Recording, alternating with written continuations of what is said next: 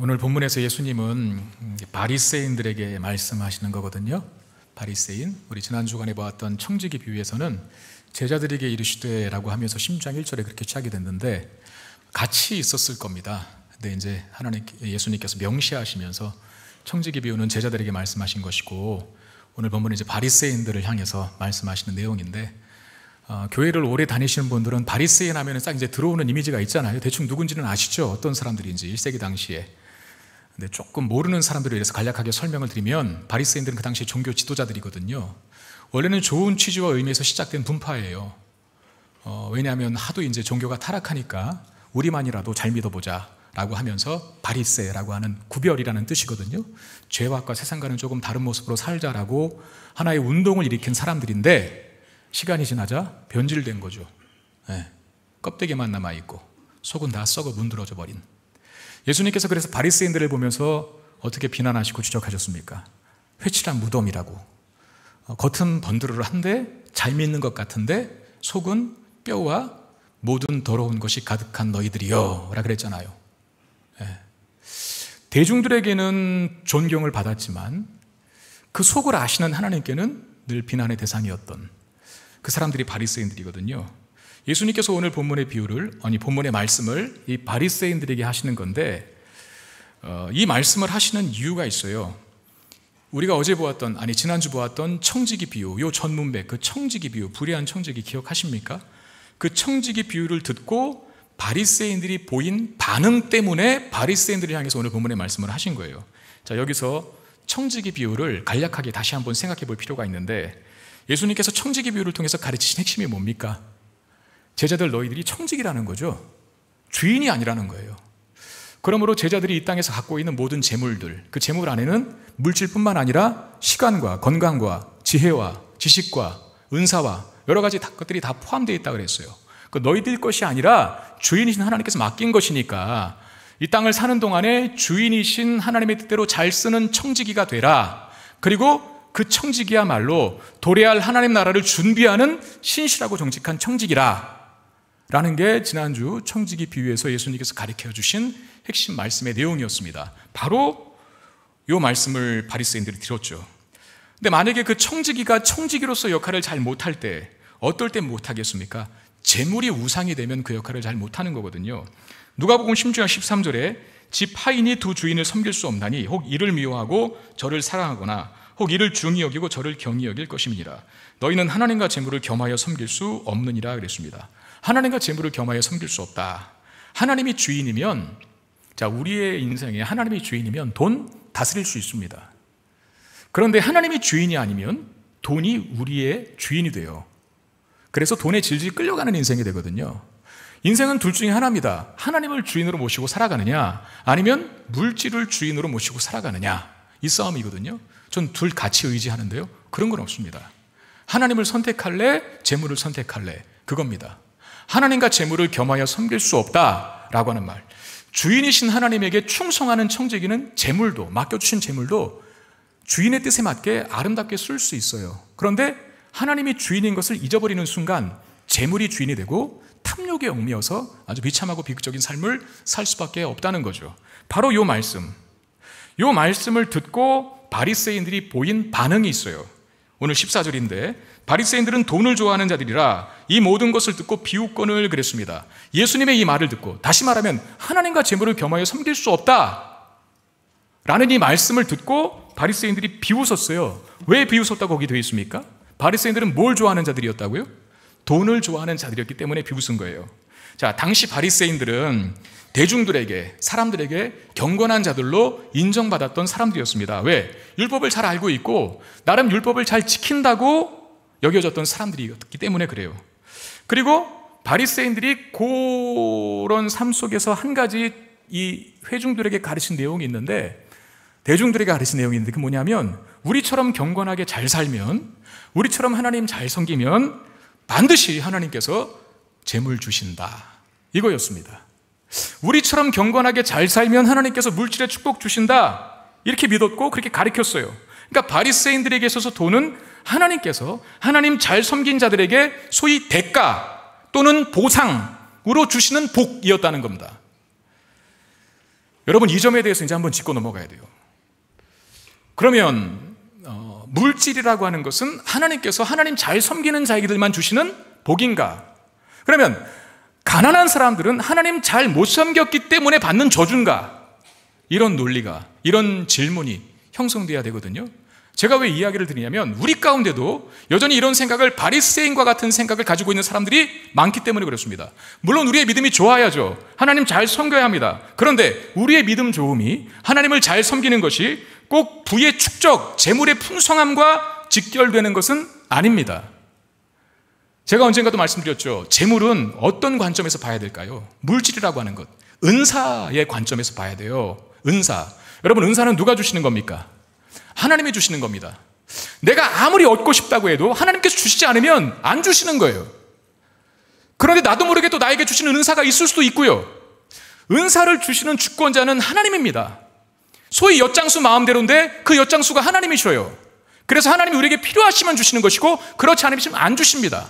그러므로 어떤 은사를 갖고 있는 나는 내가 남이 없는 은사를 갖고 있다고 해서 자랑할 것도 안 되고, 반대로 남이 가진 그 은사는 내게 없다고 해서, 남이 가진 그 은사가 내게 없다고 해서 주눅 들고 난 하나님 미워하시나? 저주받아서 그러나? 이런 생각 가질 필요가 있다 없다? 없다는 겁니다. 왜? 은사를 주시는 분은 하나님이시니까 하나님의 마음과 그 뜻대로 합당하게 주시는 거죠. 재물도 마찬가지. 필요한 사람에게 주십니다. 그렇지 않은 사람에게는 안 주실 수도 있어요. 꼭 물질의 은사가 있고 없음이 믿음 좋음과 믿음 약함을 구분하고 가늠하는 기준은 절대 아니라는 거죠. 그리고 두 번째, 은사는 그러면 왜 주십니까? 뭐 하라고 주십니까? 그냥 가지고 자랑하고 있으라고 주시는 겁니까? 자, 물질이 은사라고 했을 때 그 물질은 왜 주시는 겁니까? 그냥 가지고 자랑하라고 주시는 겁니까? 아니죠. 그럼 뭐 하라고 주시는 거예요? 사용하라고 주시는 거죠. 하나님의 영광을 위해서, 공동체를 위해서, 가난한 자들을 위해서 사용하라고 주신 겁니다. 그렇다면 자신이 물질의 축복을 받았다면, 물질을 은사로 받았다면 그냥 사용하시면 돼요. 잘 사용하시면 돼요. 하나님의 영광을 위해서. 자, 이렇게 재물을 은사의 관점에서 본다면 재물은 경건한 사람에게, 믿음 좋은 사람에게 주시는 보상이 아니다라는 겁니다. 왜? 그럼 믿음 좋은 사람은 다 부자 이야기예요? 저는 부자일까요? 부자가 아닐까요? 말해보세요. 기준이 다 틀리겠죠. 네. 뭐 우리 시대의 부자는 기본적으로 통장에 잔고가 10억 있어야 된다면서요. 여기 10억 미만 다 믿음 안 좋은 사람들입니다. 만약에 바리새인들의 논리라면 믿음이 좋은 사람이 다 부자여야 합니까? 그런 건 아닙니다. 반대로 가난한 사람은 믿음이 시원치 않기 때문에 가난한 건가요? 결코 그렇지 않죠. 우리가 다음 주에 보게 될 본문은 그 유명한 부자와 거지 나사로에 관한 비유거든요. 만약에 바리새인들의 논리에 따르면 부자는 어디 가야 돼요? 죽으면. 부가 믿음 좀의 결과라며. 그럼 부자는 어디 가야 됩니까? 천국 가야 되고 거지는 어디 가야 돼요? 지옥 가야 되거든요. 근데 다음 주의 비유에는 어떻게 될까요? 예고편. 부자가 지옥에 갔어요. 그리고 거지가 천국에 갔습니다. 여기까지만 할게요. 맛배기. 다음 주에 기대가 되죠? 별로 기대가 안 됩니까? 기대를 하셔야 됩니다. 바리새인들의 그럼 이런 생각은 틀린 거예요. 하나님 잘 섬기면, 경건하게 살면 반드시 물질의 축복 주셔라고 하는 이 생각은 틀린 겁니다. 근데 오늘날 이런 생각을 가진 성도들이 있습니다. 특별히 번영신학자들의 영향을 받은 성도들이 많습니다. 이런 겁니다. 번영신학자들의 논리는, 번영신학자들의 논리, 예수 잘 믿으면 대박, 예수 잘 못 믿으면 쪽박, 이겁니다. 많은 사람들이 거기에 넘어갔습니다. 왜? 물질에 축복 준다는데 기분 나빠할 사람 없거든요. 그래? 나 물질 좋아하는데 어떤 방법이야? 방법 알려줄게. 하나님 잘 섬겨봐. 그럼 물질 축복 받아. 그래, 한번 잘 섬겨봐야지. 다 넘어가죠. 번영을 위해서 하나님을 이용합니다. 그 사람에게 있어서는 물질이 삶의 목적이지 하나님의 목적은 아닐 겁니다. 하나님은 단지 물질을 얻기 위한 수단, 그것뿐이라는 거예요. 우리는 이런 가르침을 늘 조심하고 또 경계해야 합니다. 하나님이 나에게 물질을 주셨다면 은사로 알고, 자랑하지도 말고, 그거 집착하지도 말고, 은사는 사용하라고 주신 거니까 열심히 잘 사용하면 돼요. 반대로 내가 없다고 해서 나를 저주하셨나? 왜 나에겐 저런 은사 안 줬지? 라고 하면서 원망하고 불평할 필요도 없다는 거죠. 자, 사실 바리새인들은 믿음이 좋거나 하나님 잘 섬긴 사람들은 아닙니다. 솔직히 말해서. 왜? 그냥 잘 섬긴 척 한 거죠. 잘 섬긴 척. 그러니까 대중들은 속죠. 섬긴 척 했으니까. 근데 하나님은 못 속이잖아요. 근데 대중들을 속이면서 대중들이 보내오는 환호에 취해서 본인들 자체도 하나님 잘 섬기는 줄 알고 있었던 거예요. 사실은 그게 아닌데, 사실 바리새인들의 모든 관심은 하나님께 가 있는 게 아니라 누구에게 가 있었냐면 사람들에게 가 있었습니다. 사람들. 바리새인 기도 많이 했다 그래요? 바리새인 금식도 많이 했다 그래요? 바리새인 구제도 많이 했다 그래요? 근데 하나님께서 기뻐하시지 않는 기도와 금식과 구제가 된 이유는 하나님을 위해서 한 게 아니에요. 하나님께 보이기 위한 게 아니라, 하나님 앞에서 한 게 아니라 사람 앞에서 한 것이기 때문에 하나님 그것을 가증히 여기셨는데, 다 자기 의를 쌓기 위한 수단이었죠. 기도 많이 하는 거, 금식한 거, 심지어 구제까지 다 자기 의를 쌓기 위한 것이었지 하나님이 기뻐하시는 것은 아니었습니다. 그러므로 그들의 경고는 위선이고 거짓이고 그리고 외식입니다. 그럼에도 하나님을 잘 섬기는 척해서 다른 사람들의 존경을 받아야 하니까 이들은 재물에 집착할 수밖에 없는 겁니다. 왜? 재물을 많이 소유할수록 그건 하나님 잘 섬긴다는 증거가 되기 때문에 그렇습니다. 근데 여러분, 사람들은 속일 수 있지만 하나님을 속일 수 없잖아요. 하나님은 그런 위선적인 마음을 아십니다. 15절 말씀 우리 같이 한번 읽어보겠습니다. 시작. 예수께서 이르시되 너희 마음을 하나님께서 아시나니 사람 중에 높임을 받는 그것은 하나님 앞에 미움을 받는 것이니라. 자, 사람에게 모든 관심이 다 갖고 있는 바리새인, 사람에게 칭찬받으려고 하나님 잘 믿는 척, 즉 하나님을 이용하는 거죠. 여기 15절, 그런 자를 하나님께서 미워하신다라고 했을 때 그 미움이라고 하는 단어가 가증한 것이라는 뜻이거든요.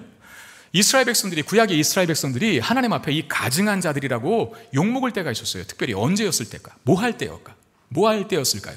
가증히 여겼을 때 하나님께서 이스라엘 백성들을 우상숭배할 때였습니다. 우상숭배. 그러니까 바리새인들은 지금 뭐가 우상이에요?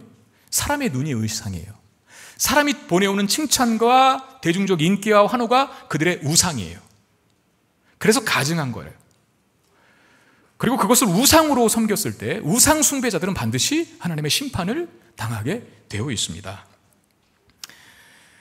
여러분, 제가 목사라고 하는 직함을 가졌다고 해서 제가 이 목사라고 하는 직함 자체가 저를 경건하게 만들어주는 건 아니잖아요. 네. 제가 설교를 막 열심히 하고 기도도 오래 길게 하고 하는 것이 하나님께 가 있는 게 아니라 그냥 사람들의 눈을 의식해서 대중들이 보내오는 어떤 환호와 인기 때문에 설교 열심히 하는 척, 기도 열심히 하는 척, 오래 하는 척 한다면 그건 제가 경건한 게 아니라 하나님 앞에 가증한 것이죠. 그건 여러분들도 마찬가지예요. 예배 많이 드리는 거 좋습니다. 헌금 11조 생활, 헌금 많이 하는 거 좋아요. 봉사와 섬김의 생활하는 거 좋습니다. 그런데 그게 하나님께 목표로 가 있지 않고 하나님을 염두에 둔 것이 아니라 어떤 사람의 눈을 의식한 행위라고 한다면 하나님께서 미워하시는 것이시다는 거예요. 특히 저 같은 지도자들은 이 오류에 굉장히 신중하게 반응을 해야 합니다. 왜? 자주 넘어지거든요. 이 부분에 대해서. 저는 한 교회를 섬기는 담임하는 지도자일 수 있습니다. 지도자. 여러분, 지도자들이 잘 빠지는 함정 또는 그들이 추구하는 잘못된 가치가 있다면 자기가 지도자로 있을 때에는 그 공동체나 자기가 이끄는 그룹이 흠집을 내서는 안 돼요. 흠집 남기는 것을 굉장히 싫어합니다. 지도자는 자기가 지도자로 있을 때에는. 예를 들면 우리가 이 부분을 기도해야 될 부분인데 이 나라의 하나의 문제일 수 있잖아요. 어떤 문제가 발생하고 불거지면 저는 굉장히 가슴이 답답한 게 그냥 인정하면 되지. 잘못한 거 인정하면 되는데 인정을 안 해요. 그리고 전 정부 탓해요. 그리고 전 정부는 지금 현 정부 탓해요. 왜 그런지 모르겠어요. 그냥 잘못했으면 잘못했다고 인정하면 되는데 그 왜 그런가 가만히 생각해 봤더니 지도자들은 자기가 지도자로 있을 때 따라오는 구성원들의 삶에 흠집이 나면 내 지도력에 어떤 문제가 생겼다는 지적을 받으면 그걸 너무나 못 참아합니다. 그게 제 안에도 있더라고요. 제 안에도. 어떤 성도님들이 목사님 참 이게 잘 된 것 같아요. 목사님 이거는 참 잘하셨습니다. 목사님 참 이 부분은 정말 너무 잘 선택하신 것 같습니다. 라고 칭찬을 하면 제가 말은 어떻게 하는 줄 아세요? 아유, 다 하나님의 은혜죠. 라고 말을 하면서 제 고개가 점점점 이렇게 올라가기 시작합니다. 그러면서 속으로 뭐라고 하는 줄 아세요? 조금 더 하세요. 조금 더. 조금 더 칭찬해 주세요. 라고 말은 안 하지만 속으로 저 옆에 있는 집사도 좀 들어야 돼. 얘기 좀 해주세요. 더. 말은 못하고 어디서 얘기한다고요? 독백으로, 제 속으로. 반대의 경우도 있어요. 목사님 이게 불만인데요. 왜 이건 이렇게 하죠? 왜 이건 이렇게밖에 안 됩니까? 라고 우리 교회의 어떤 문제점과 개선할 점에서 얘기를 하면 그래요? 그러고 있지만 속으로는 제가 무슨 생각하는지 아세요? 저 사람 굉장히 부정적인 사람인가 보다. 왜 자꾸 교회를 흔들어대지? 속으로. 왜 이렇게 불만이 많을까? 감사하지는 못할지언정. 심지어는 어떻게 생각하는지 아세요? 마귀가 역사하나? 여러분 사실은 때로 쓴소리에 귀를 기울이고 문제점을 지적하면 나의 부족함과 한계를 먼저 인정하는 것이 맞잖아요. 제가 부족해서 그렇습니다. 목사님 이게 문제예요 라고 하면 그래요 맞아요 제가 그거밖에 안 돼서 너무 죄송합니다. 다시 잘하겠습니다 라고 말하면 되는데 어쩌면 그 지적의 말도 교회를 정말 사랑해서 하는 것일 수 있는데 기분 나빠요. 왜 기분 나쁠까? 제 때에는 사람들이 전주여 목사는 참 잘했다 라고 인정해 주기를 바라는 바리새적 마음이 제 안에도 있거든요. 사람들에게 잘 보이고 싶은 마음, 남에게 잘 보이고 싶고 사람에게 인정받고 싶은 욕구, 흠잡히는 건 죽었다 깨어나도 싫은 욕구. 우리는 입버릇처럼 내가 죄인이라고 하나님 앞에 죄인이라고 말은 하지만 죄인 취급받기는 너무나 싫어합니다. 그건 자기가 죄인인 것을 인정하지 않는 거죠. 여러분 우리의 목표가 사람에게 가 있어서 사람을 자꾸 얻으려고 하면 누구를 잃어버릴까요? 뻔하죠. 하나님을 잃어버립니다. 그런데 우리의 목표와 목적이 하나님께 가 있으면 사람들에게도 존귀받게 됩니다. 존귀 여김받게 됩니다.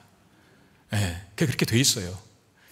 칭찬받으려고 한 것도 아닌데 하나님께 목적을 두면 칭찬받게 돼 있고 내 사람 만들려고 인간적인 방법 쓰지 않아도 지지하고 동역해주는 동역자들이 생깁니다. 여러분들의 인생과 사역의 목표를 하나님으로 두시기를 바랍니다. 그러면 나머지는 다 따라오게 되어 있습니다. 동역자가 필요하다면 동역자들을 붙여주실 것이고 지혜가 필요하다면 지혜를 주실 것이고 물질이 필요하다면 물질을 주실 거예요. 하나님의 영광이 가장 큰 목적에 있고 목표에 있는 사람들에게 그 일을 이루기 위해서 필요한 재원들 하나님 왜 안 주시겠습니까? 다 허락하신다는 거죠. 바리새인들이 이런 껍데기 신앙, 겉은 잘 믿는 척, 속은 썩어 문드러진 이 껍데기 신앙이 초래한 비극이 뭡니까? 구약 성경에 그렇게 예언된 메시아가 와도 심지어 코앞에 있어도 그 메시아를 못 본다는 거, 놓친다는 건데 심지어 미워하고 증오하게 되는데 16절 말씀을 한번 보겠습니다. 16절. 율법과 선지자는 요한의 때까지요. 그 후부터는 하나님 나라의 복음이 전파되어 사람마다 그리로 침입하느니라 그랬습니다. 여러분 성경에 특별히 신약 성경에 율법과 선지자라고 하면 이 말이 좀 어렵죠. 율법과 선지자가 뭔가 하면 구약 성경을 생각하시면 됩니다. 구약 성경이라고 이해하시면 돼요. 특별히 율법은 모세 오경을 말하는 거고 창세기, 출애굽기, 레위기, 민수기, 신명기가 모세 오경 아닙니까? 모세가 썼다 그래서 그 다음에 선지자는 뭐예요? 선지서들을 말합니다. 구약 성경은 크게 이 두 가지로 되어 있죠. 뭐 예레미야서, 이사야서 그런 거 있지 않습니까? 그래서 구약 성경이라고 율법과 선지자는 구약 성경을 가리키는 관용적 표현이라고 생각하시면 됩니다. 여러분 구약 성경의 핵심은 뭡니까? 메시아의 오심, 메시아가 이 땅에 다시 올 것이다 라고 하는 메시아가 올 것이다 라고 하는 내용을 핵심으로 두는 게 바로 구약 성경이에요. 그 중에 세례 요한이라고 하는 사람, 우리가 누가복음에서 봤습니다만 이 세례 요한이라고 하는 사람은 메시아의 길을 바로 코앞에서 준비한 사람입니다. 왜냐하면 사실 메시아가 누굽니까? 예수님이잖아요. 바로 그 앞에서 메시아의 오심을 예언한 자가 바로 세례 요한이거든요. 나는 주의 길을 예비하는 선지자라고 세례요한이 그렇게 말했지 않습니까? 그래서 요한의 때까지라 라고 하는 말, 요한이 구약의 마지막 선지자라고 이해할 수 있는 겁니다. 자, 바로 이 구약 성경이 예언한 메시아가 오셨습니다. 예수님이셨죠. 예수님 메시아니까 예수님이 오심으로 하나님 나라가 시작이 된 거예요. 그래서 많은 사람들이 그 예수님을 통해서 그 하나님 나라로 들어가려고 합니다. 16절 하반절에 보니까 그리로 침입한다라고 하는 말이 있는데, 그 침입한다는 밀고 들어가다라고 하는 뜻인데, 여러분 어떨 때 밀고 들어갑니까? 한가할 때 밀고 들어간 게 아니죠. 손님이 별로 없을 때 밀고 들어가는 게 아니라 어마어마하게 많은 사람들이 몰려서 들어가려고 할 때 밀고 들어가는 거죠. 여기 침입한다가 그 뜻입니다. 예수님을 통해서, 즉 예수님을 믿는 믿음을 통해서 하나님 나라로 들어갈 수 있으니까 수많은 사람들이 예수님께 몰리기 시작한 거예요. 우리 복음서에서 지금 보고 있지 않습니까? 누가복음서에서도 지금 보고 있지 않습니까? 세리와 죄인들이 예수님께 몰리고 가난한 자, 병든 자들이 예수님께 몰립니다. 예수님을 통해서 하나님 나라에 들어가기 위함입니다. 그런데 바리새인들은 그 예수님을, 바로 코앞에 있는 그 예수님을 알아보지 못해요. 거부합니다. 심지어 대적하고 증오합니다. 왜 그럴까요? 바리새인들, 그들의 관심이 하늘이 아니라 이 땅에 있었기 때문입니다. 바리새인들의 관심이 땅에 있다니요. 무엇 때문에, 어떤 증거로 그런 말 하십니까? 여러분, 바리새인 지금 뭐 좋아했다고 본문에서 처음 시작했었습니까? 돈을 좋아하는 자들이라. 그리고 그들이 경건한 척, 하나님 잘 섬기는 척 하는 이유는 무엇 때문이라고 그랬어요? 사람들의 눈, 시선 때문에 그랬다고 그랬죠. 그게 다 땅의 것 아닙니까? 돈도 재물도 땅의 것이고 사람들이 보내오는 인기와 한호도 다 땅에 속한 것입니다. 관심이 땅에 가 있으니까, 바리새인들이 좋아하는 것들이 다 땅에 가 있으니까 정작 하늘이신 메시아이신 예수가 오셨음에도 불구하고 하늘의 것을 보지 못하는 이런 오류를, 이런 비극이 그들 생애 가운데 발생되게 된 것이죠. 제가 언젠가 이 이야기 드렸던 것 같은데 그게 금요기도였는지 주일 예배인지 잘 생각이 안 나요. 인간극장을 저는 즐겨보거든요. 시간 있을 때마다. 2021년도 8월 31일자에 했던 프로그램이었었는데 60이 넘은 나이가 많이 드신 따님이 아마 모든 재산을 다 털은 것 같아요. 털어서 캠핑카를 한 대 샀는데, 캠핑카를 산 이유가 뭐냐면 90이 넘은 자기의 노모, 친모를 그동안 우리 때문에 일만 하셨다고, 어디 한번 놀러 가시지 못했다고 캠핑카 사서 두 분이서 그렇게 소위 이제 전국 일주를 여행을 다니셔서 좋은 데 가서 뭐 먹고 좋은 풍경 보여주고 하는 그런 거였었습니다. 근데 평생을 그 모친이 바닷가에서 사셨음에도 불구하고 딸과 저녁에 함께 딱 산과 바다 사이로 노을이 지는, 그 산이 있고 바다가 딱 펼쳐지고 노을이 딱 지는 모습 얼마나 멋있습니까? 그 풍광이. 그 풍광을 보면서 막 그 할머니가 감탄을 연발하시는 거예요. 그 딸이 묻습니다. 엄마는 바닷가 늘 사셨잖아요. 이런 광경 많이 보시지 않았어요? 라고 물었더니 어머니가 대답하죠. 나 일만 하느라 그런 거 볼 겨를 없었어. 라고. 늘 바닷가에서 자주 볼 수 있는 풍광인데 그걸 못 본 이유가 평생 바쁘게 산 거예요. 일만 하느라고, 자식들 키워내느라고. 그러니까 그런 광경을 낭생 처음 본 사람처럼 감탄하면서 멋있다, 멋있다를 그 할머니가 연발하신 거예요. 우리도 그럴 수 있구나. 하늘의 것이 왔음에도 불구하고 그것을 못 보는 이유. 바리새인들이 하늘의 것에 속한 예수님이, 구원자이신 예수님 왔음에도 불구하고 예수님을 알아보지 못했던 이유가 바로 그들의 관심이 땅에 가 있었기 때문에 그렇습니다. 예수님을 통해서 하나님 나라에 들어갈 수 있는데 예수님을 제대로 알지 못했다는 그 사실로 인해서 바리새인들이 보게 될 손해는 얼마나 막심한 것이겠습니까? 사람마다 그 하나님 나라로 침입한다 그랬잖아요. 몰려간다 그랬잖아요. 그야말로 침입을 해서라도 들어가고 싶은 곳입니다. 하나님 나라는 이 세상과 비교할 수 없이 너무나 좋은 곳이기 때문입니다. 여러분, 우리의 관심은 어디에 가 있습니까? 하나님 나라에 관심이 있다면 우리는 이 땅을 하나님 나라에 속한 자처럼 살게 될 것입니다. 내가 정말 하나님 나라에 속한 자처럼 이 땅을 살고 있는가라고 하는, 제가 볼 때 강력한 증거 중에 하나는 하나님 말씀에 내 삶을 맞춘다는 겁니다. 바리새인들은 예수님이 오셔서 가르쳐 주시는 얘기에 대해서, 가르쳐 주시는 말씀에 대해서 사사건건 반기를 들었죠. 오늘 본문도 그거잖아요. 예수님께서 하나님과 재물을 겸하여 섬길 수 없다라고 말했는데 그거 비웃었어요. 이게 땅에 속한 자들의 특징이에요. 그런데 하나님 나라에 속한 자들은 하나님 말씀이 꿀송이처럼 달게 느껴집니다. 여러분들은 어떠십니까? 하나님 말씀이 꿀송이처럼 달게 느껴지십니까? 저는 지금 설교한 지 5분밖에 안 지난 걸로 생각하거든요. 그런데 43분이나 되었네요. 여러분들은 어떠십니까? 5분 지나간 것처럼 느껴지십니까? 아니면 1시간 지나간 것처럼 느껴지십니까? 거짓말하지 마시기를 축원합니다. 그런 거죠. 하나님 말씀을 사랑하게 돼 있어요. 그리고 그 말씀이 너무나 달아요. 꿀송이처럼. 그리고 꿀송이처럼 달게 들려진 하나님 말씀대로 살려고 하는 노력을 하는데, 내 인생의 가장 보람된 일은 하나님 말씀대로 살아서 하나님을 기쁘시게 드리는 일, 그걸 가장 큰 보람으로 알고 하나님 말씀대로 살아가는 삶 안에서 가장 즐거운 만족함과 기쁨과 행복을 누리며 사는 특징이 있습니다. 하나님은 우리에게 더 큰 은혜를 주시기를 원하시는데, 내가 거부하고 있는 주의 음성은 없는지 한번 점검해 보시기를 바랍니다. 땅에만 관심이 있으면 하나님 말씀이 들려도 거북하다고, 불편하다고, 그리고 잘 안 듣습니다. 못 알아듣습니다. 그러면 정작 좋은 것을 다 놓치게 되죠. 예수를 통해서 하나님 나라에 들어갈 수 있는데 예수의 말씀을 듣지 않는다면 어떻게 하나님 나라의 그 복됨을 누릴 수 있겠습니까? 좋은 것을 놓치게 된다는 거죠.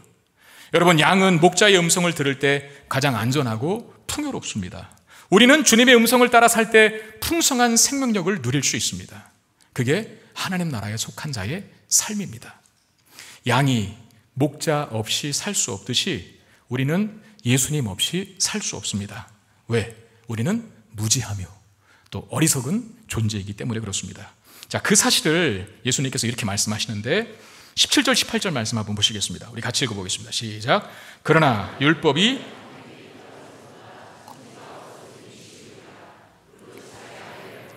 다른데 장가드는 자도 가늠함이요 무릇 버림당한 여자에게 장가드는 자도 가늠함이니라 그랬습니다. 자, 예수님이 오셔서 예수님의 오심을 예언한 구약의 율법, 그 율법을 우리가 자칫 오해하기로 그걸 폐하셨다라고 생각할 수 있는데 아니에요. 그걸 없애고 새로운 것으로 바꾸신 것이 아니라 오히려 율법을 제대로 지킬 수 있도록 만들어 주신 겁니다. 그게 이제 율법의 한 획이 떨어짐보다 천지가 없어짐이 쉬움이라고 하는 말이 이유거든요. 의미거든요. 그 예로 든 것이 예수님이 오심으로 율법을 폐한 게 아니라 율법을 제대로 이해하고 해석하게 되었다라고 하는 것을 잘 가르쳐 주시는 예로 들은 말씀이 바로 이혼에 관한 율법이거든요. 신명기 24장 1절에 보면 이혼에 관한 율법으로 이렇게 되어 있습니다. 신명기 24장 1절.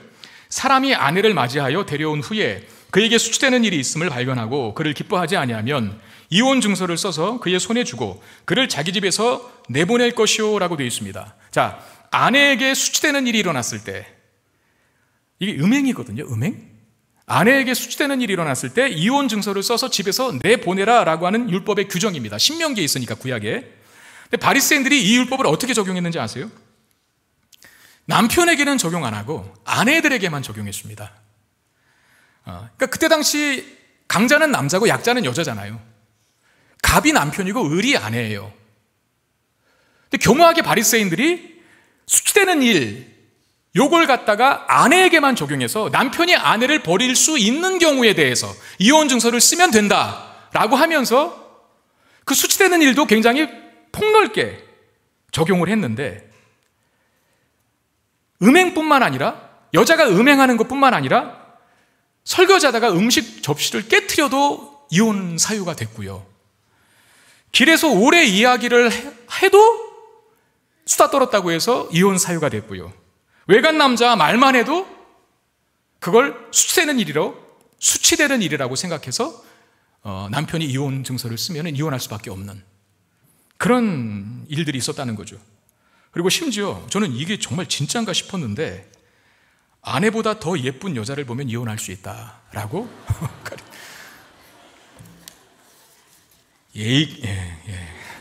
참 진짜 말도 안 되는. 그러니까 인간이 예수 그리스도로 인해서 죄의 문제를 해결받지 않은 인간이 거룩한 하나님의 말씀인 율법마저도 얼마나 악용할 수 있는지 보여주는 거죠.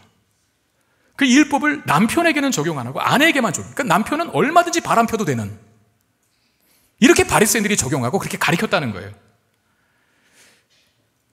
그러니까 아내를 물건 취급하게 만들고 남편은 넘치는 정욕을 이혼이라고 하는 수단을 통해서 채우도록 만들었어요. 그런데 오늘 예수님께서는 그 율법의 규정을 어떻게 해석하셨습니까? 18절 말씀을 다시 보십시오. 무릇 자기 아내를 버리고 다른 데 장가드는 자도 간음함이요 무릇 버림당한 여자에게 장가드는 자도 간음함이니라. 그래서 일단 크게 알 수 있는 건 뭡니까? 신명기 율법을 바리새인들은 남편에게 해당되는 일이 아니라 아내에게만 해당되는 일로, 아내가 부정한 일을 하면, 마음에 들지 않은 행동하면 남편은 얼마든지 버릴 수 있다라고 했는데, 예수님은 18절에서 아내가 아니라 남편에게 이 법을 적용합니다. 남자들이 이용했던 법을 남자들도 적용되는 법으로 율법을 즉 제대로 해석하신 것이죠. 여러분, 구약 신명기에 이혼 조항을 두신 이유는 무엇 때문입니까? 이혼해도 된다, 여기에 목적이 있는 게 아니라 원칙적으로는 이혼하면 안 되죠. 하나님이 맺어주신 짝을, 하나님이 맺어주신 그 결혼 관계를 사람이 갈라놓을 수 없다라고 말씀이 있지 않습니까? 그런데 한 가지만 딱 허락하셨어요. 인간의 죄성 때문에 한 가지 이유만 딱 허락하셨는데, 그게 뭐냐면 음행이라고 하는 문제. 그 음행의 문제에 걸릴 때에는 이혼 증서를 써서 이혼할 수 있다라고 법을 적용해 주셨어요. 본래 혼인은 깰 수 없는 겁니다. 인간의 죄성 때문에 음행이라고 하는 한 가지 사유만 허락하셔서 그 조항을 만드신 거예요. 그러니까 사실상 이런 경고와 법은 혼인을 귀중히 여기고 그걸 잘 지키라고 주신 조항이지, 바리새인들은 그걸 악용해서 남자의 정욕을 추구하는 쪽으로 변질시켰다는 겁니다. 마음에 안 들면 이혼하고 또 새 여자 얻고 하는 것으로. 이게 바로 인간의 무지함이라는 거죠. 율법이라고 하는 거룩한 것이 와도 그 거룩한 것을 거룩하게 쓰지 못하고 더럽고 추악하게 변질시켜버리는 인간의 무지함이 폭로된 것입니다.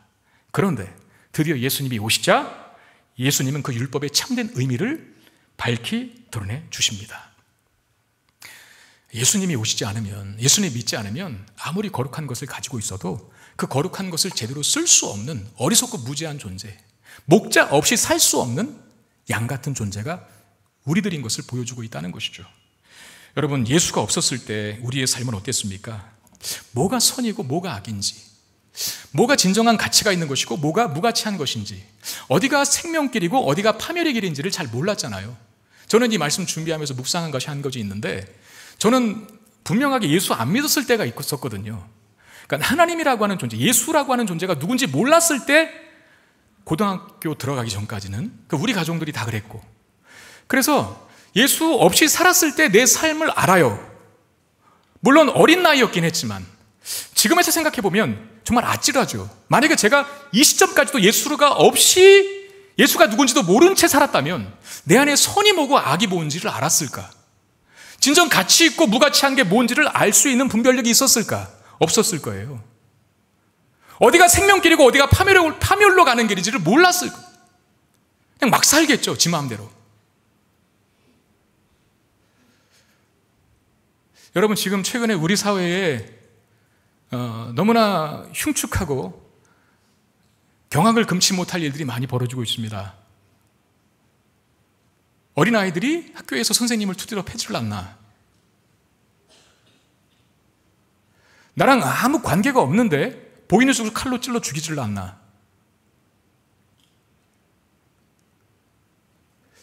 그것도 또 잘했다고 나도 그렇게 할 거라고 예고성 글을 SNS에 올리는 미친놈이 없나.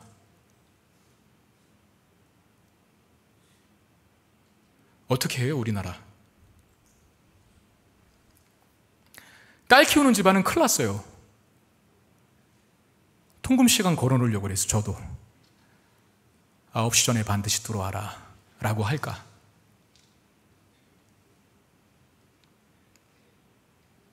여러분, 우리는 안 그럴 것 같습니까? 예수님 없으면 뭐가 선이지 뭐가 악이지 몰라요. 예수님 없으면 뭐가 가치 있는 일이고 무가치한 일인지 모릅니다. 어디가 생명길이고 어디가 파멸로 가는 길인지를 모릅니다. 우리 사회에 이런 정말 인간이 할 수 없는 짓이 만연하고 있는 많이 발생하고 있는 우리 사회를, 이 병든 우리 사회를 고치는 방법은 저는 단 하나밖에 없다고 확신합니다. 예수를 믿는 것밖에는 답이 없습니다. 왜 그럴까요? 로마서 14장 17절 말씀, 하나님 나라는 먹는 것과 마시는 것이 아니요 오직 성령 안에 있는 의와 평강과 희락이라. 자, 하나님의 나라는 정의를 했어요. 의와, 즉 옳고 그른 것이 뭔지를 안대요. 평강과, 옳고 그른 게 뭔지를 알아야 안식이 생기죠. 마음이 평강을 얻습니다. 그리고 희락, 안식을 넘어 진정한 기쁨의 단계로 나아갑니다. 그게 하나님 나라의 요소예요. 자, 하나님 나라는 누구를 통해 들어간다고요? 예수를 통해 들어간다. 예수님을 통해 하나님 나라에 들어와서 하나님을 주인으로 모실 때만이 모든 것이 제 자리를 찾습니다. 이게 바로 하나님 나라에 속한 자가 누리는 복이겠죠. 그래서 복음 밖에는, 예수를 믿는 것 밖에는 이 병든 사회를, 혼탁한 사회를 제대로 정돈시킬 다른 대안은 없는 거예요. 제가 지난주에 신방을 갔는데, 신방을 가는 중에 신방을 받는 우리 성도님이 차를 직접 가지고 오셔서 그 차로 이제 저와 집사람을 같이 이제 태우고 갔습니다. 신방하는 곳으로. 근데 그 차에 썬팅이 굉장히 진하게 되어 있더라고요. 앞유리도 그렇고 옆에 양옆은 말할 것도 없고. 제가 뒷좌석에 앉았는데 순간 날씨가 굉장히 많이 흐려졌나 싶은 거예요. 그런 착각할 때가 있잖아요. 너무나 진하게 썬팅된 차 안에 있으면 맑은 날씨를 맑은 날씨로 보지 못하고, 아, 참 흐리다, 되게 많이 흐린가 보다, 갑자기 흐려졌나라고 생각이 돼서 그 남의 차인데 자꾸 이렇게 창문을 올렸다 내렸다 할 수 없는데 제가 그냥 한번 눌러봤어요. 그 윈도우를 내렸습니다. 그랬더니 너무나 화창한 날씨, 정말 너무나 화창한 날씨, 하얀 뭉게구름이 있고 그 구름들 사이로 선명한 하늘색. 여러분, 오늘도 하늘 보십시오. 얼마나 푸르미, 저보다 더 푸렀어요. 그리고 녹음이 짙은 나무, 그리고 형형색색들의 건물들, 어느 큰 대로를 가고 있었거든요, 그 차로. 그러니까 높이 보이는 그 전경들, 높은 곳에서 볼 수 있는 전경들을 보면서 제 감탄이 절로 나왔습니다. 와, 오늘 날씨 참 좋다라고. 여러분, 우리도 잘못된 뭔가를 쓰고 있어서 맑은 날씨인데 흐린 날씨로 보게 되는 이 오류를 범하고 있지는 않습니까? 예수님과 예수님의 말씀을 거부하는 내 안에 바리새인이 남아있다면 우리는 하나님 나라의 그 화창함을, 하나님 나라의 그 청명함을, 하나님 나라의 그 복됨을 누릴 수도 없는 이런 오류에, 이런 손에 빠지게 된다는 거예요. 우리 안에 바리새인이 없는지, 땅의 것만 집착해서 정작 하늘의 것을 보지 못하는 내 안의 바리새인들, 여러분, 오늘 이 시간부로 다 거두어내실 수 있기를 주의 이름으로 축원드립니다. 그러면 예수님께서 우리에게 주신 이 하나님 나라를 선명하게 볼 수 있을 겁니다. 그리고 그 하나님 나라가 주는 의와 평강과 희락의 이 복된 가치들을 누리며 살 수 있게 될 줄로 믿습니다. 우리 그 나라 기대하면서 같이 한번 찬양할까요? 나의 현실과 삶에 하나님 나라가 누려지기를 원합니다. 우리의 간절한 고백을 담아 같이 찬양합시다.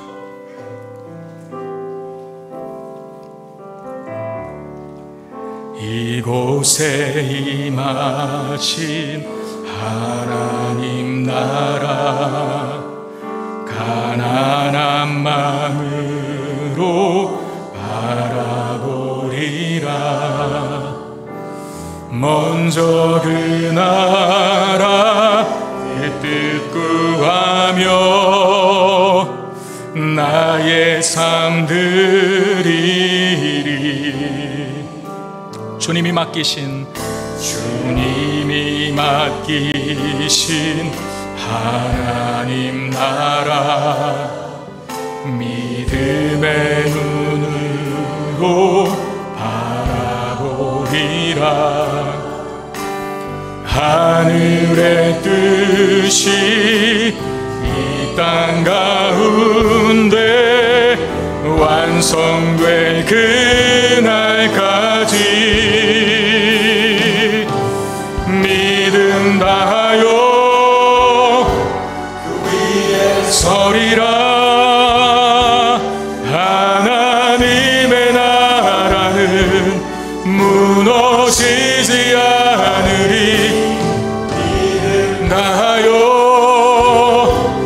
나라 세워가리라. 주님 곧 오실 때 이곳에 임하신 하나님 나라, 이곳에 임하신 하나님 나라, 가난한 마음으로 바라보리라. 먼저 그 나라 그 뜻 구하며 나의 삶들이 주님이 맡기신 하나님 나라, 믿음의 눈으로 바라보리라. 하늘의 뜻이 이 땅 가운데 완성될 그날까지 믿음 다하여 그 위에 서리라. 하나님의 나라는 무너지지 않으리. 믿음 다하여 그 나라 세워가리라. 주님 곧 오실 교대를 향하여 그리스도 예수 안에서 구름의 상을 위하여 달려가노라. 이전에 있는 것은 모두 잊어버리고 앞에 계신 그리스도께로 달려 교대를 향하여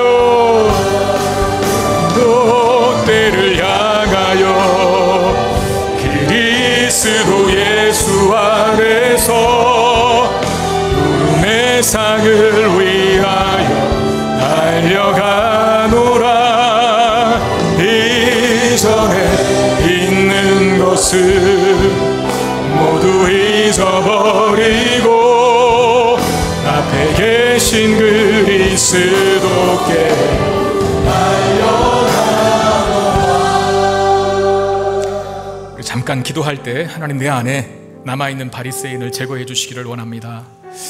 내가 주인이 되어서 나에게 맡겨주신 것, 주의 영광을 위해 사용하라고 주신 것인데 그것에 집착하고 있고 몰입하고 있고 탐욕을 부리고 있지는 않은지 그 바리새인들 걸어주시고 거두어 주시고, 내가 하나님을 목적과 목표로 두지 않고 살아가는 모습이 있다면 하나님이 나의 삶의 가장 우선순위 1순위에 놓이게 해달라고 기도해 주시고, 예수 그리스도를 잘 믿어서 예수 그리스도의 말씀을 잘 따라서 그 말씀이 나에게 지시하고 안내하고 소개하는 하나님 나라의 복된 가치 누리며 살아갈 수 있는 제가 되게 해달라고, 우리가 되게 해달라고 우리 마음으로 같이 기도하는 시간 갖겠습니다. 기도하겠습니다.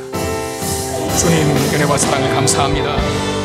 우리 안에 있는 바리새인들을 제거해 주시기를 원합니다. 하나님 우리에게 맡겨주신 것들 청지기로서 사명 감당하며 하나님 영광을 위해서 사용하여야 하는데 그렇지 못하고 내가 내 것인 양 집착하고 있지는 않습니까? 움켜잡고 있지는 않습니까?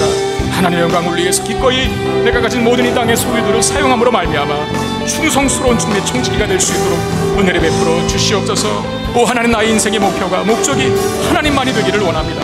하나님이 되시기를 원합니다. 그리하여 그것을 방해하는 모든 악한 것들을 물리치게 하여 주시고 사람이 목적과 목표가 되지 않게 하시고 나의 자랑과 영광이 목적이 되지 않게 도와주시고 하나님 나를 통해서 큰 영광이 드러나는 것이 나의 인생의 가장 큰 목적과 목표가 될 수 있도록 인도하여 주시옵소서. 예수 그리스도의 말씀을 따라 사는 삶에 하나님 나라의 복됨을 보게 하시고 또 알게 하시고 경험케 하시고 누리게 하시는 축복이 있는 줄로 믿습니다. 주님, 예수 그리스도의 말씀을 따라 목자 되신 우리 주 예수 그리스도의 말씀을 따라 살아가는 삶에 하나님 나라의 진정한 풍요함을 누리며 살아갈 수 있는 모두가 될 수 있도록 은혜 베풀어 주시옵소서. 의를 누리게 하시고 평강을 누리게 하시고 희락을 누릴 수 있는 우리 모두가 될 수 있도록 인도하여 주옵소서. 복음만이 우리를 진정 하나님 나라로 복된 삶으로 바꾸는 능력이 있음을 믿습니다. 주여, 주님의 말씀에 순종하며 그 말씀에 반응하며 살아갈 수 있는 우리 모두가 되게 해 주시옵소서. 주님,